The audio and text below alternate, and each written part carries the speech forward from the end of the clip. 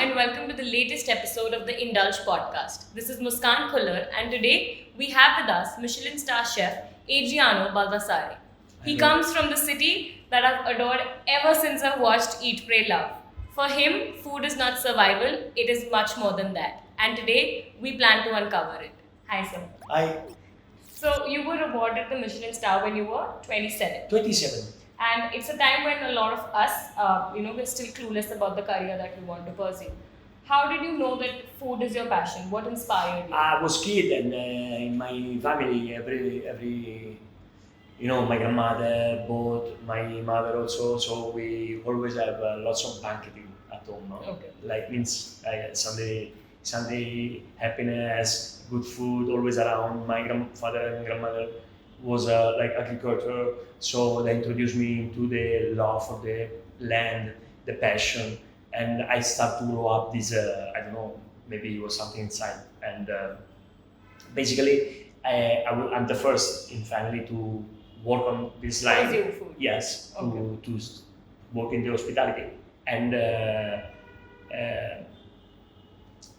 nothing start like that. Okay. I start to like, and so after some times I start the school, and with some summer experience, I start to enjoy, and then The rest is history. we are till now. Okay. So, Italian cuisine is loved across the globe.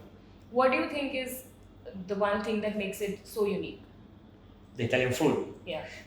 First of everything, I guess that there are many very interesting and very good cuisine around the world.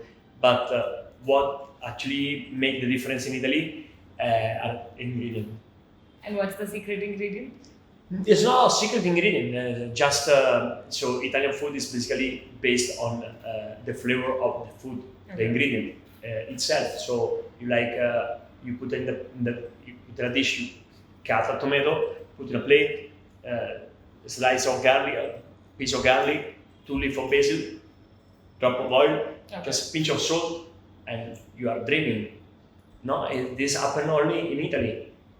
People knows well Amalfi, Positano, Napoli, but actually from the Tuscany below, this is for us is like super common, normal, and we have this. This is just an example. Yeah. Where we have everything. Every place have everything, but the flavor you get in Italy is completely different. Okay. That's why we usually don't put, we remove. I always say this: we don't put on food, we don't put on dish, Okay. we remove. Okay. So in every recipe there are just few ingredients, Yeah. and the main ingredient is always pamper Okay. around with accompaniment to improve, not Okay. to cover. Indian and Italian both cuisines they offer hearty meals, and like you said that you don't put a lot, so they're loaded in olive oil and ghee respectively. What are the two similarities you have seen in these two cuisines? Because you've been in India Yeah, and you've quite. for quite a long time, and you've catered to the Indian taste. So what do you think is the other similarities? That the similarity is on the approach of the food. Yeah. Then the final moment is completely different. Yeah. But the approach in, for example, so now we are starting my 9 years in India. Yeah. Quite good time, but enough to understand And the taste, yeah. the philosophy. So what is similar between these two cuisine is the approach, I was saying, because we both like and we put enthusiasm. Yeah. And for example, we enjoy the food table, Yeah. we enjoy the quantity, we enjoy the good flavor, Yeah. and we enjoy to share the conviviality. Many places do that, Yeah. but I feel we do in a very similar way. The warm which is Yeah. around the table, like the way also, you have Yeah. or like this part is very similar. But at the same time, since both the cuisines are rooted in culture, if we look at the other side, when you come to India, where pizzas have been made spicier to suit taste, and The sauces. pizza? Yeah, pizzas No, have been so made. on this- So how does it make you feel like? On this, there is something. It's very simple. On this, there is a phrase of this is part of the respect. Yeah. Respect for the ingredient, respect for the food, and respect of the tradition. Yeah. For example, we cannot. A few days back, I was doing something else in another place, and obviously in Italy, no, with a small Italian menu. Yeah. A couple of guests, they asked me, "Can you make some Indian food for us?" No, of course not. How can I? I can make at home maybe to enjoy, for some fun, but.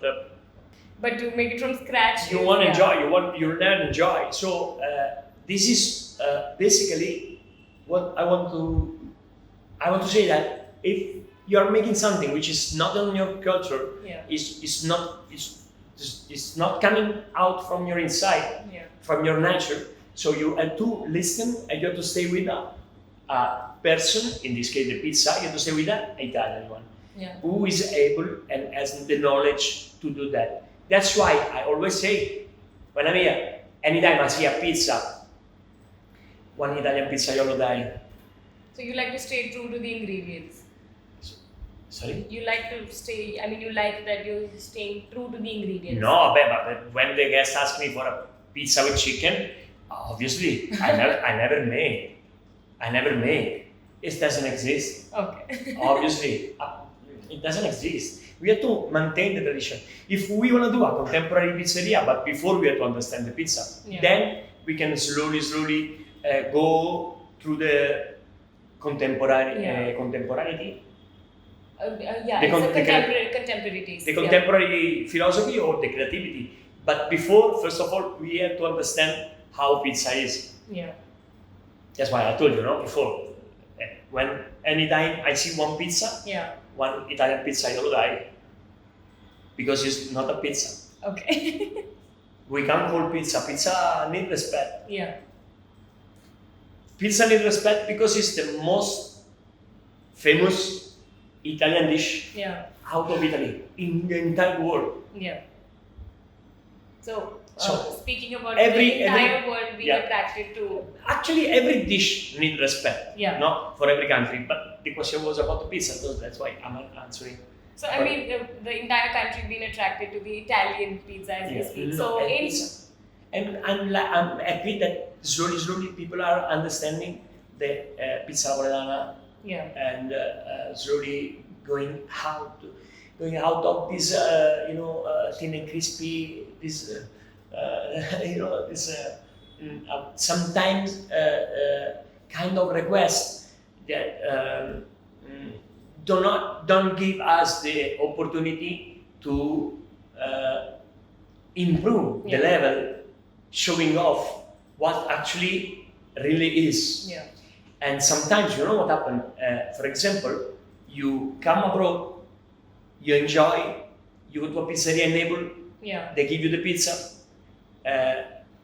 you don't say nothing, you enjoy, and then you come back and say, "Oh, we had a pizza in Naples, outstanding." Yeah. No? Then I make the scene. You say, no, I want thin and crispy. Ah, okay. Why?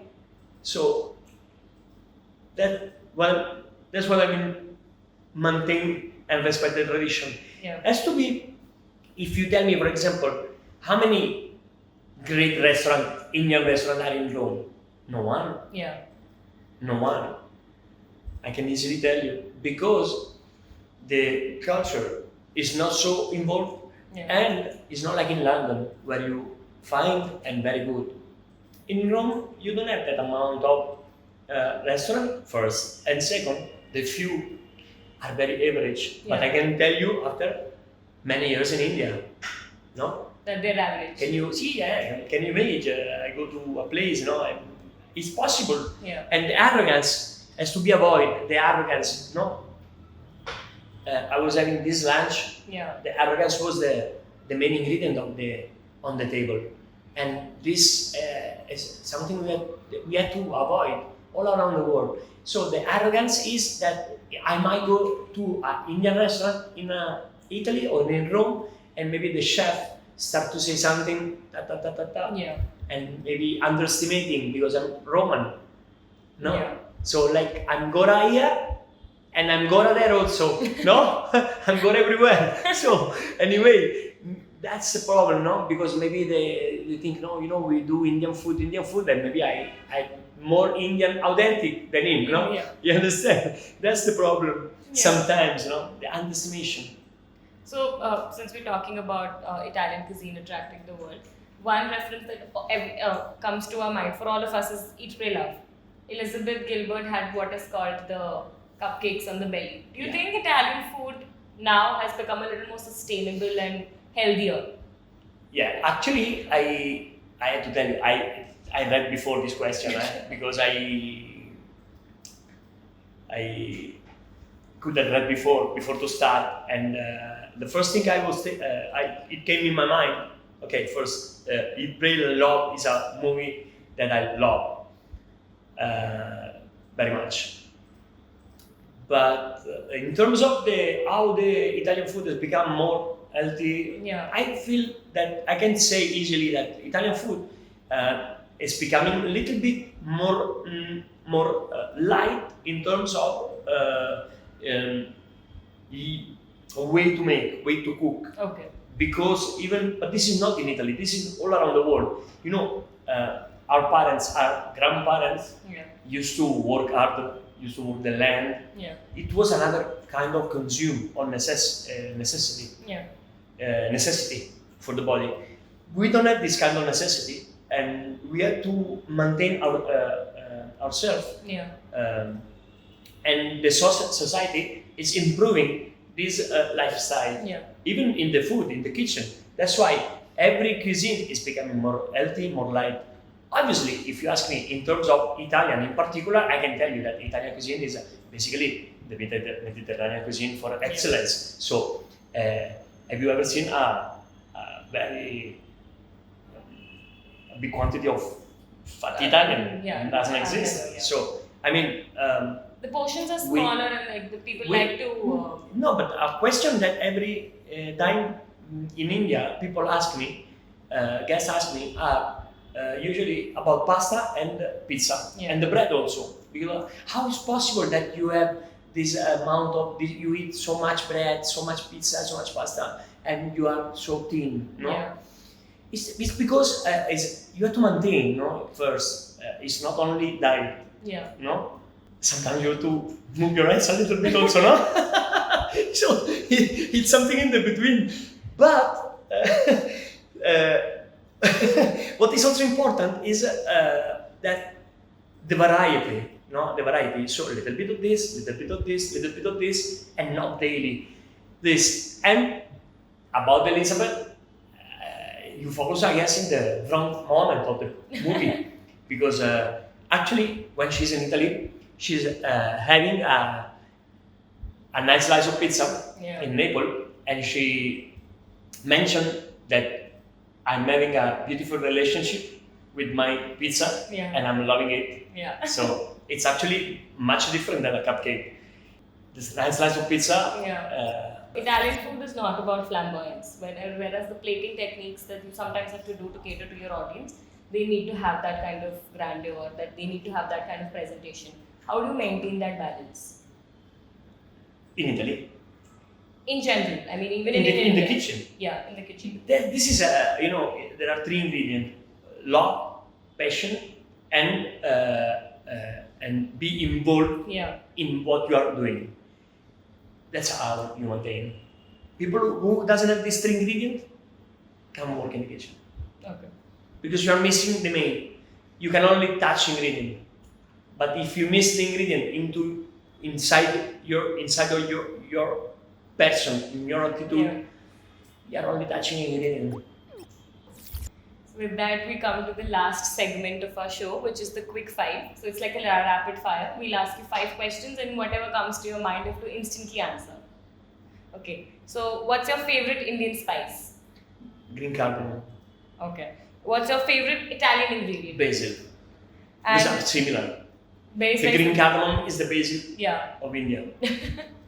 And your comfort meal? My comfort meal in India. Okay, in India. In India? In India. Dal tadka. You had us. You have impressed us with the answer. Dal tadka. You ask me in India dal tadka. Dal tadka. Anytime. And foods that best go with wine. Every food, in this I can answer in an opposite side. Opposite, even it's not becoming quick answer. So the quick answer is the only food doesn't go very well with wine is the pizza. So have a nice beer. Okay. No? And what's your favorite dessert? I'm not a very dessert lover. Okay. But from the last 2 years, definitely the tarta de queso. Okay. Yeah, which is not Italian, it's not Indian anyway. On that sweet note, we come to the end of the podcast. Thank you so much for doing this with us, sir. Thank you very much.